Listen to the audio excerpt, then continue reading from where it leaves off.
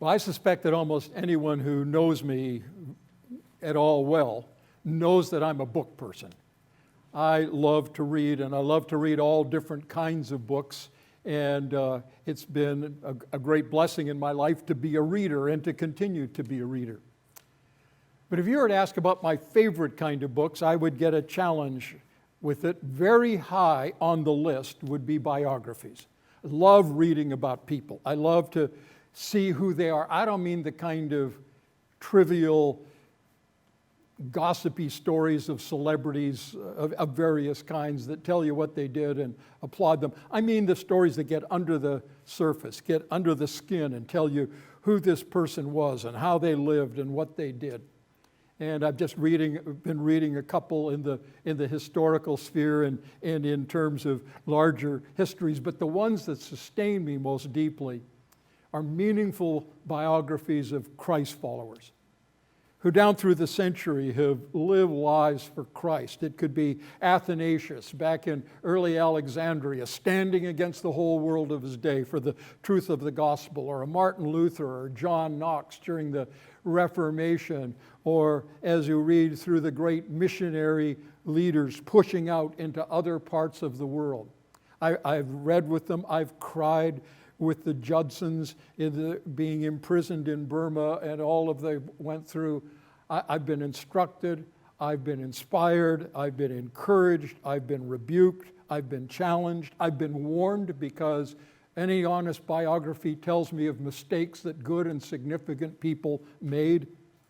And I stand back and I think how many of them have been my mentors through the years. Never met them. We'll meet them in heaven one day and I will go to them and say, I need to tell you what an influence your life had on mine and how it shaped it and moved it. I remember as a teenager reading that Hudson Taylor had slept on the floor so he could be prepared for what life was like in China. And if it was good enough for Hudson Taylor, it was good enough for me. It lasted about 3 weeks. But those kind of things leave a stamp on you.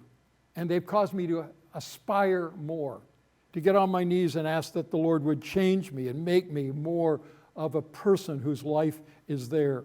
And I've mentioned men, but there's the women of faith, the Amy Carmichaels and the Gladys Aylwards, and there's others that just come to my mind. So we're going to take a shift here and we're going to think about a man who God used in a powerful way. I was thinking through this week, who are the 5 most important people in history? And in my mind, the 5 most important people in history are all going to be from the Bible, and they're all significant. And obviously, the most important who ever lived is the Lord Jesus. And you can argue with the list, but second has got to be Adam. I mean, none of us would be here apart from Adam. And Adam's not exactly a model of the best things in life because we're fallen creatures because of Adam. And then there's 2 men who fight for, in my list, 3rd place. One is Abraham, and the other is Moses. I'm interested in both of them because I guess it's the age I'm at. Both of them really didn't step forward and do what they're called to do until they were 80 years of age. So I've got some personal thing to think. 80, okay, my life isn't over yet. I'm still way under that. Just 25 Celsius. But on we go in terms of living life. And it's Moses that I want to spend our time thinking with over the next weeks. We'll be largely in Exodus. We're not going to do an exposition of Exodus. We're going to go through quite a bit of it, but not all of it, because it's Moses that we're thinking about. So I'd like us to begin by turning to Exodus chapter 1, where Moses doesn't appear, but it is a kind of stepping point into the life and story of Moses that he decided was important for us since he is ultimately the author of what we are going to read. So, verse 1. These are the names of the sons of Israel who came to Egypt with Jacob, each with his household: Reuben, Simeon, Levi, and Judah; Issachar, Zebulun, and Benjamin; Dan and Naphtali; Gad and Asher; All the descendants of Jacob were 70 persons. Joseph was already in Egypt. And Joseph died, and all his brothers, and all that generation. But the people of Israel were fruitful and increased greatly. They multiplied, grew exceedingly strong, so the land was filled with them. Now, there's something that you can't see in your English Bible because it can't be represented in English in the very beginning of verse 1. Because if you were to take up a Hebrew Bible, you would notice that it begins with the word and or now. It's something that's called above consecutive. Now, the reason I mentioned that is the above consecutive is part of a continuing story, and then suddenly the writer will stop and give a kind of step back. Now, here's some details you need to know about this. So when Moses begins with that statement that makes no sense to put in an English translation, what he's wanting us to understand is this is a continuing story. This is now, I just finished chapter 50, verse 26. Joseph died being 110 years old. They embalmed him, and he was put in a coffin in Egypt. Now, these are the names of the sons of Israel who came to Egypt with Jacob. So what he wants us to understand is as we begin volume 2, this is a continuing story of what God has been doing. So turn with me back to the seed of that, the roots of that, back in Genesis chapter 12. And we need to understand what the main thrust of the book of Genesis is and how this story is going to connect with that. In Genesis chapter 12, God breaks into human history in a new way. His hand is upon one man out of all of the peoples in the earth. 70-plus-year-old, childless man living in Iraq with no ultimate sense of destiny, but somewhere having come to know faith and trust in God as God had broken into his life. And we read now, the Lord, now Yahweh said to Abram, "Go from your country and your kindred and your father's house to the land that I will show you.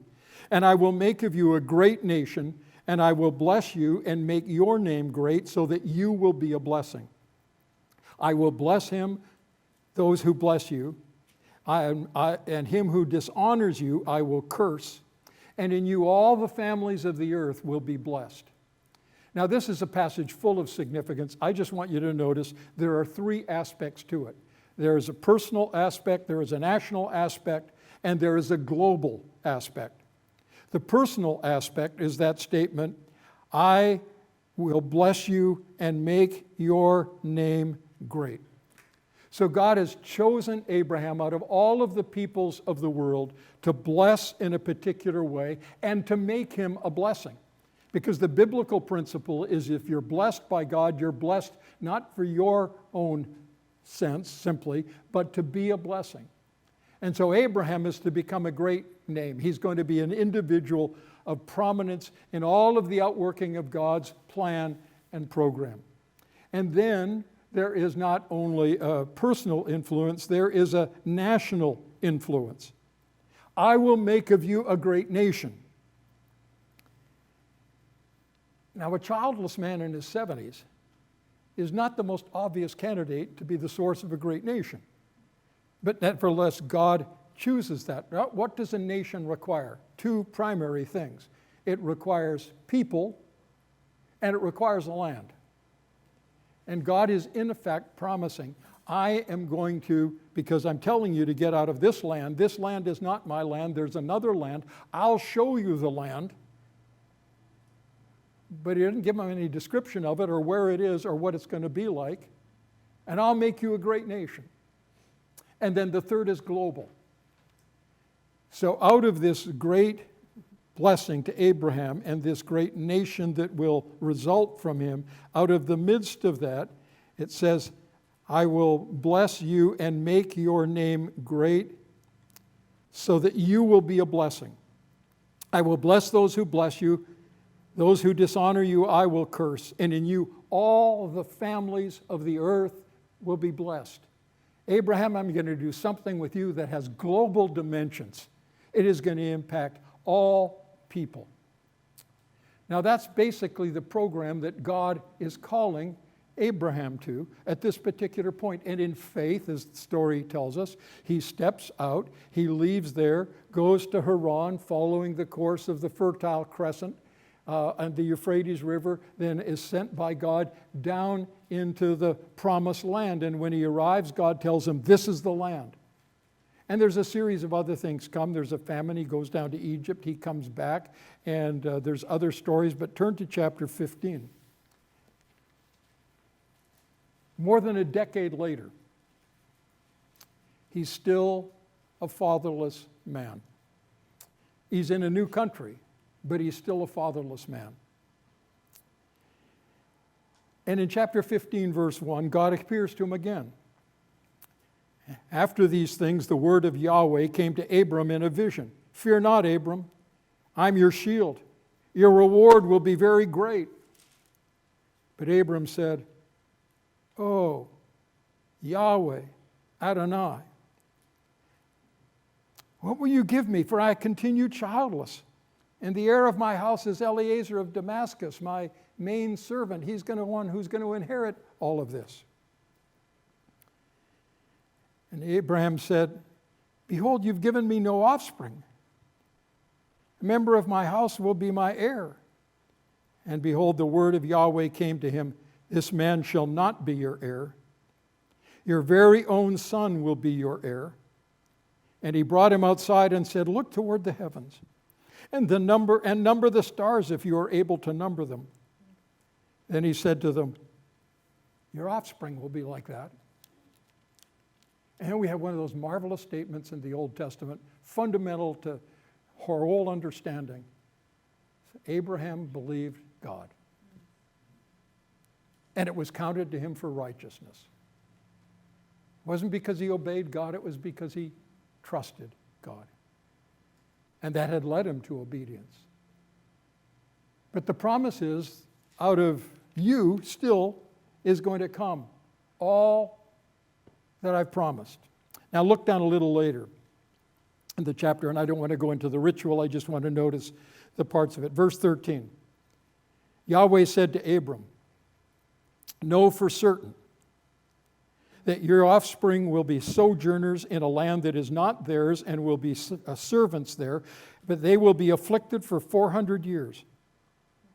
But I will bring judgment on the nation that they serve, and afterwards they shall come out with great possessions. As for you, you shall go to your fathers in peace. You shall be buried in a good old age.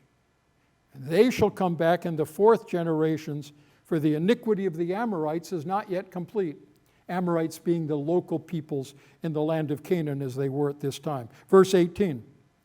On that day, Yahweh made a covenant with Abraham, saying, To your offspring I give this land, from the river of Egypt to the great river, the river Euphrates, the land of the Kenites, the Kenizzites, the Cadmonites, the Hittites, the Perizzites, the Rephaim, the Amorites, the Canaanites, the Girgashites, and the Jebusites.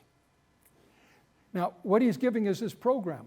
He has a covenant program. Here's a man still without children, pushing the upper limits of age. And God says, I'm going to give you this enormous family. And he trusts God for it. But you need to know this. You're not going to stay in the land. You're going to be deported from the land or removed from the land. You're going to go to another land and you're going to be there for 400 years. But I'll bring you out and I will give you this land. Now turn to chapter 26.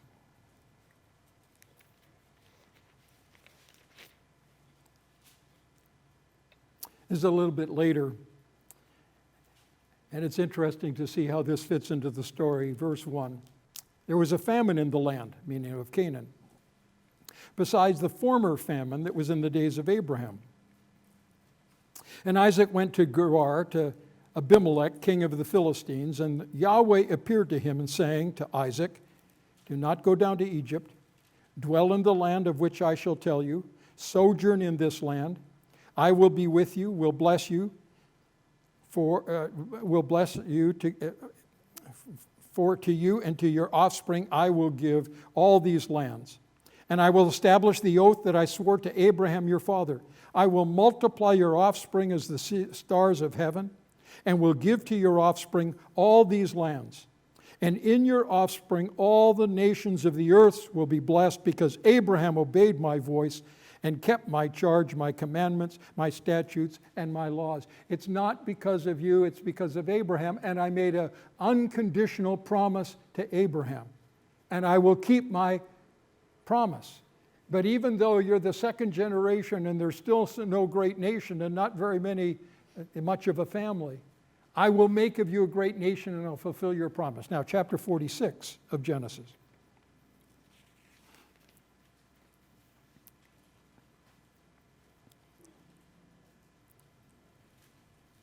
Verse 1. Joseph is down in Egypt. He's called Jacob to come down, called the family to come down, and they are beginning their journey. And as they come to a journey, Isaac took his journey with all he had and came to Beersheba. Now, Beersheba was where Abraham had been centered. It is the southern limit, really, because it's desert beyond that, of the promised land in terms of its basically occupiable area. And he offered sacrifices to the God of his father Isaac. And God spoke to Israel, to Jacob, in visions of the night and said, Jacob, Jacob. And he said, here I am. Then he said, I am God, the God of your father. Don't be afraid to go down to Egypt. Interesting, he told Isaac, don't go down to Egypt. Now he says, don't be afraid to go down to Egypt, for there I will make you into a great nation. I will go down with you to Egypt, and I will bring you up again. And Joseph's hand will close your eyes. So the rest of the story is about the Joseph being there and Joseph spending the time there. And now we come to Exodus chapter 1. So go back there to Exodus chapter 1. And Exodus chapter 1 lives in the light of God's promise, program to take them down to a land, to have them in a place of affliction and of suffering, where they're going to be for 400 years. And then to bring them back and to take them to the land. But you can imagine, we have the names in the first 6 verses of chapter 1. And the title, 70 people. And you take up some of the others, Joseph and his sons, and 75 of them. 75 people in the most powerful nation on the earth with millions of people. What are the chances of 400 years later they're even going to be identifiable? They're going to melt into the framework of what's happened in Egypt in any human term. They will just get carried away and become part of that. And that would be the normal expectation. No people can survive living in a foreign place for 4 centuries.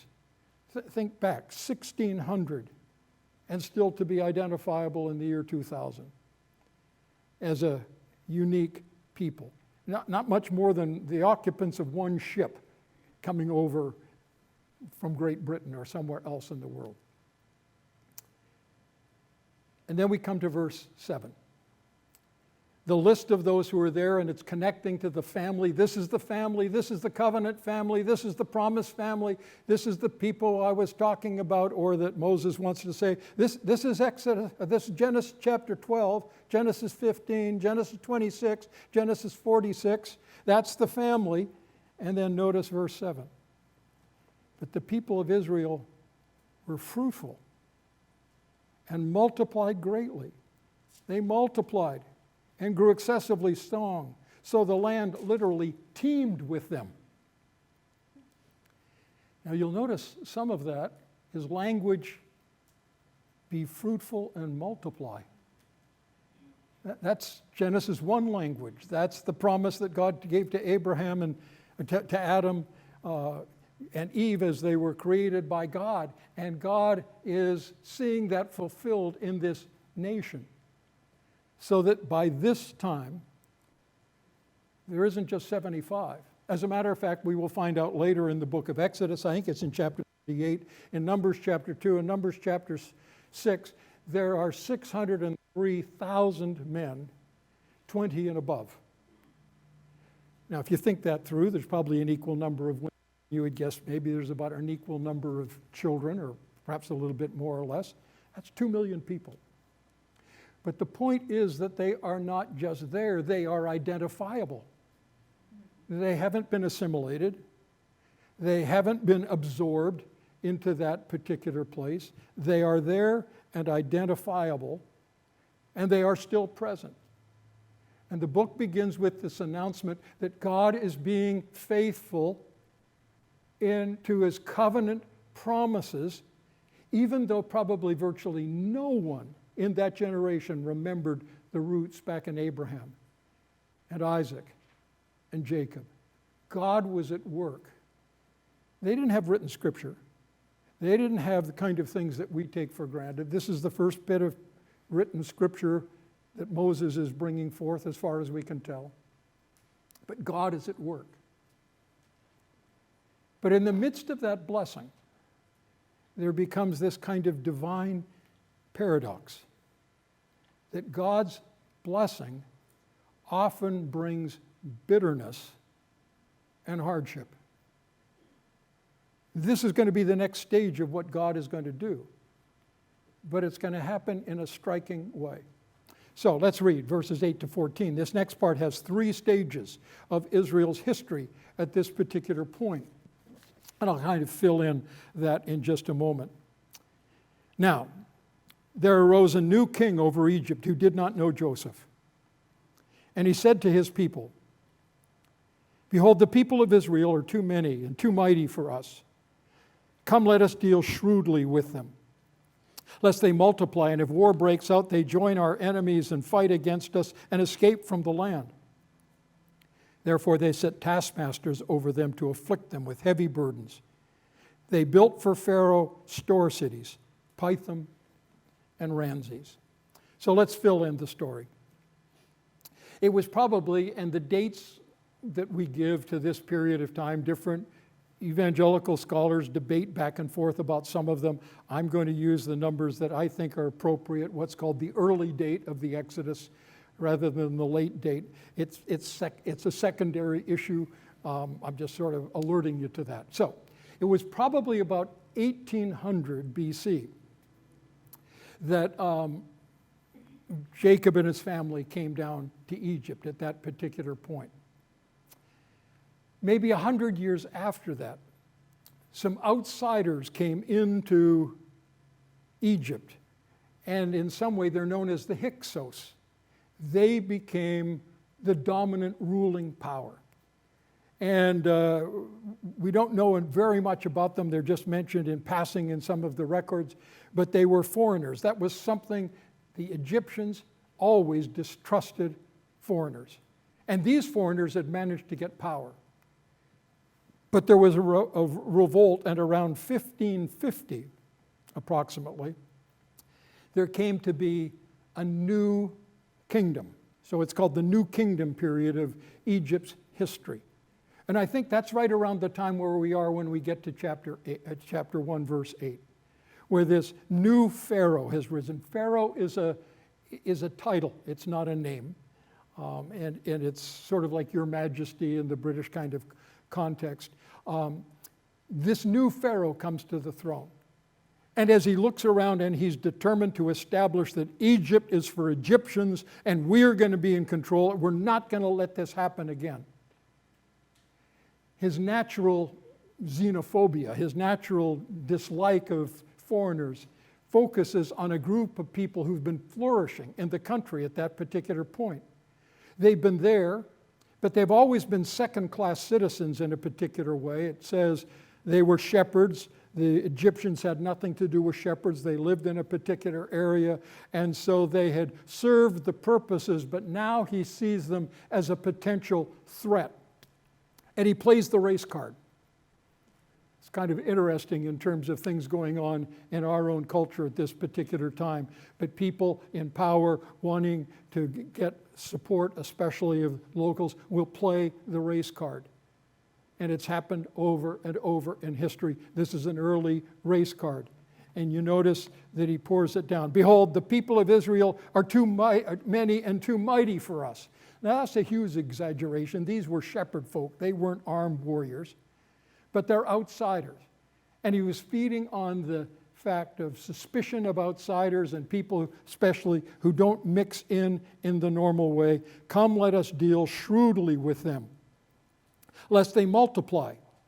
And if war breaks out, they join our enemies and fight against us and escape from the land. Now that seems a little mixed. If he's worrying about them escaping from the land, then they will be fine. But nevertheless, he's playing whatever he can to get them to say, I want you to turn their attention to these people, and we are going to use them for our purposes. So now, all of a sudden, all of the pressure of the Egyptian people is going to come down on the people of Israel, and they are going to become slaves. They've been second-class citizens, now they are slaves, working under the power and control of all kinds of different ways. Look at verse 13. It says in verse 13, so they ruthlessly made the people of Israel work as slaves and made their lives bitter with hard service in mortar and brick and all kinds of work in the field. In all their work, they ruthlessly made them work as slaves. We're going to use them for our purposes and work them as slaves, taking away their dignity, taking away their rights. Now, the verse I didn't read is the fascinating one. Did you notice verse 12? But the more they were oppressed, the more they multiplied. Now, that's backwards. You'd think it would say the more they multiplied, the more they were oppressed. But in some amazing way, God is multiplying them despite their oppression. And God is going to use their oppression to their own good in ways that they can't understand it. And God is going to make this a vehicle of his purposes. Now, I'm going to return to this later, but I want you to recognize something. That God is preserving the identity of these people in a very remarkable way. The persecution is a blessing. So let me review history. The Israelites, children of Jacob, were in Canaan. And in Canaan, they were slowly being assimilated and being Canaanized. And you read the story of the later chapters of Genesis, and they were becoming absorbed into the culture. So what does God do? He sends a famine into the area. He'd also arranged the life of Joseph. You remember Joseph, you meant it for evil, God meant it for good. He got Joseph down to Egypt, and then he sends Israel down to Egypt where they will be second-class citizens to protect them from the Canaanites, and their second-class status in some sense protects them from the Egyptians. But now he's turning up the heat. Why is he turning up the heat on them? Because they'd become comfortable even in their slavery. Slavery was not what they knew. They'd become accommodated to that. And now he's going to turn up the heat in Egypt, so when Moses comes back from God and said, God said, we're going to go, the people will be more willing to think about leaving. Even then, you remember, they get out, they're free, and what are some of them saying? The first sign of trouble, let's go back to Egypt. So God is using suffering, which looks like punishment, as blessing. And the harder it gets, God is at work. And did you notice the second half of verse 12? Making them slaves didn't make the Egyptians happy. Verse 12 says, the more they were oppressed, the more they multiplied, and the more they spread abroad, and the Egyptians were in dread of the people of Israel. God is using this in a remarkable way. And so finally the Pharaoh says, in effect, this isn't working. This problem of taking them and making them slaves, and this meant mainly the men, the women would be left to plant the fields and work the home and keep all of those things. We've got a new plan that we've got to put into motion here, and that is we've got to get rid of the male children. And it's a very long-range program because it's going to start with killing babies. You notice, then the king of Egypt said to the Hebrew midwives, one of them was named Shiphrah and the other Puah, when you serve as midwife to the Hebrew women and see them on the birth stool, if it's a son, you will kill him. And if it's a daughter, she shall live. Now, this is secret genocide. This isn't publicly announced. This isn't done by Egyptians. This is him putting the pressure on these two women. Now, if you think with me a little bit about this, it's extremely unlikely there were only two midwives. I mean, 2 million people, 600,000 women. So these must be the kind of leaders of the midwives. This is the midwife union, the top two. These are the representatives of it. It seems likely, I'll show you this in a minute, they were women who didn't have any children of their own. And whether they were married or not, I don't know, but they had the task of supervising the midwives in this particular direction. And apparently they listened to what Pharaoh says, and his plan is obviously to kill the boys, because we can always use the women for various purposes, for servants and also for immoral reasons, but we got to get rid of the men. But if you're going to start with babies, you know this is going to be a long-term program. It's not going to be worth very much for 20 years out until they're becoming of longer age. So how long this went on, we're not told. What we are told is the midwives feared God and did not do as the king of Egypt commanded, but let the male children live. It's stated in the simplest possible way. They let the male children live. And Pharaoh finally gets word of this. You need to understand in all of this, giving birth, women's stuff, men had no interest in that. That was something that happened out of sight, out of place. So he was not monitoring any of this directly, and like a male, he was totally clueless about all of this happened. But finally, he recognizes something hasn't happened that ought to be, and he calls in the Hebrew midwives and says, why have you done this? And let the male children live. The midwives said to Pharaoh, because the Hebrew women are not like the Egyptian women. They're vigorous and give birth before the midwife comes to them. If so, why did they have midwives at all?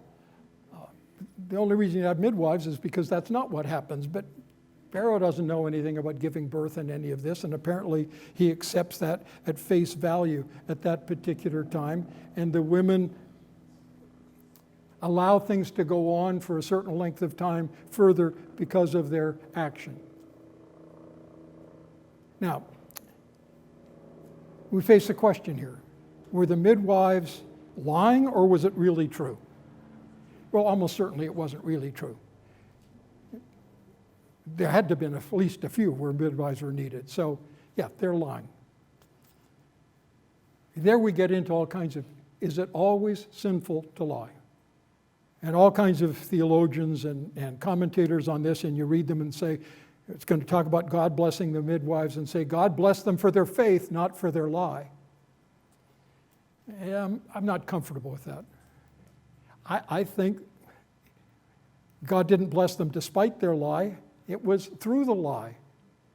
There are times when it is righteous not to tell the truth. That sounds like a contradiction or everything, but listen to the Ten Commandments is, you shall not bear false witness against your neighbor. They weren't bearing false witness against their neighbor. They were bearing false witness to protect their neighbor. They weren't using it in a particular way. If a man came to the door with a gun and said, your granddaughter's inside and you go and get her and bring her here, I'd lie. Without any concern whatsoever, I'd lie and say, no, she's not here. She's not anywhere at all. And I wouldn't feel that I had done wrong in doing so. Now, I don't want to justify any kinds of lying, but there is such a thing as a dutiful lie. Corrie ten Boom was right to lie about protecting Jewish children during the Holocaust. You can disagree with me, that's fine. We'll get that figured out when the Lord comes. But what I want you to notice is about the women. It said, so God dealt well with the midwives. They were not punished for what they'd done. And the people multiplied and grew very strong. So the nation grows. And because the midwives feared God, he gave them families. That's why I said I don't think they'd had children of their own. Maybe they weren't married. Maybe these were single women, and God blessed them with the gift of families. And you can think of Rahab and other stories where you have these kind of actions in the Bible. But that brings now stage 3. Stage 1, enslavement. Stage 2, covert extermination. Do it secretly. Don't let it be known. Now it all goes public. And we read, Pharaoh commanded all his people. So now it's a national program.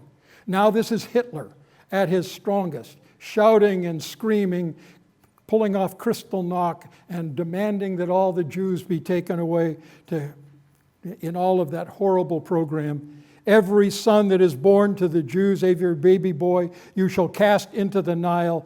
You shall let every daughter live. We don't worry about the girls, but kill the boys. And you are charged to do it if you see a baby boy. Throw him into the Nile. The very river of life, which was the source of everything that went on in Egypt, is now to become a source of death. Well, we're going to get into the story of Moses next chapter, but here we're at the apparently lowest of places. But let me just notice 5 things as we pull it together. The first is, and it's not direct, but it's there, anti-Semitism is a very ancient disease. It has been around since the beginning of history. And the anti-Semitism that is here is clearly the work of Satan. And we'll come back to that in just a moment. Well, no, I'll say it here. The attempt to kill the baby boys of Egypt is a direct attack by Satan on God's promise to Adam and Eve about the seed. If the seed is destroyed, the Savior cannot be born. So this is not just an action where you're going to decimate people. This is an action where Satan is working centuries before Christ was ever born, and he'll do it time and again, up until the point that he has Herod attempt to kill all the babies in Egypt, to kill the promised line. And so it is here that we see the hand of Satan and something much more going on. Secondly, God often uses suffering for his purpose. We've already talked about that. He used the suffering of famine to get them into Egypt. Now he's going to use the suffering of prejudice and hatred and Pharaoh's anger and stubbornness of heart to get them out of Egypt. And for the people who are groaning, here's the remarkable thing. They're groaning, thinking God has forgotten us. But the very suffering that is coming upon them is a sign that God is remembering them and remembering his promise and remembering his purposes. And so God often uses suffering for his purposes. It's an interesting thing, isn't it? That Adolf Hitler was committed in World War II and before that to destroy the Jewish people. And the number one reason why the land of Israel came into existence in 1948, and for the first time in almost 2,000 years the Jews had a safe land, was because of Hitler's attempt to exterminate. And God used their suffering, and I don't want to say that's all, and that doesn't in any way minimize the evil of it, but God uses suffering for his purposes in many times. Third, God's blessing often coexists with profound adversity. If you listen to the prosperity preachers on certain television channels, they will tell you, you want to get a blessing? And it's always about prosperity. But God was blessing his people through adversity. And it may well be that some of the issues that are going in our culture now, as our culture becomes increasingly post-Christian, and the intellectual elite becomes not just post-Christian, but anti-Christian in many ways, that it will purge and purify the church if the Lord be not come. And some of the excess that is part of what's going on when it's relatively easy will be burned away by the glory of God. Now, I don't know whether that's true or not, but I do know that God often prospers his people at the same time he allows adversity. Fourth thing is that God often works through the most unlikely agents. If you were to have a candidate about who will be the great heroes in Israel's history at that time, I suspect you wouldn't have come to two midwives. It's interesting in chapter 1, you may not have noticed this. Pharaoh's not named. No one else is named, that is, after the list in verses 1 to 6. It's just two obscure women who feared God. Shiphrah and Puah. God doesn't care about the name of Pharaoh, but he wants us to make sure we know Shiphrah and Puah, because it doesn't matter where your status, you can be used by God for his glory. And then the final thing, we can trust God's sovereign purposes even when we cannot understand his ways. God was at work, and the great task of the next chapters are going to be to get Moses to be able to trust that in the midst of all of this suffering and all of this confusion, God was still working his covenant promises. And we can be sure, even as we sang earlier, that God is sovereignly at work in our midst and in the world today. That although it looks like things are running out of control, they are not out of the purposes of God and his plan. He is, as the song we're going to conclude with says, he is sovereign over us. And we need to cling to that, even as we walk through the various stages of our life. So let's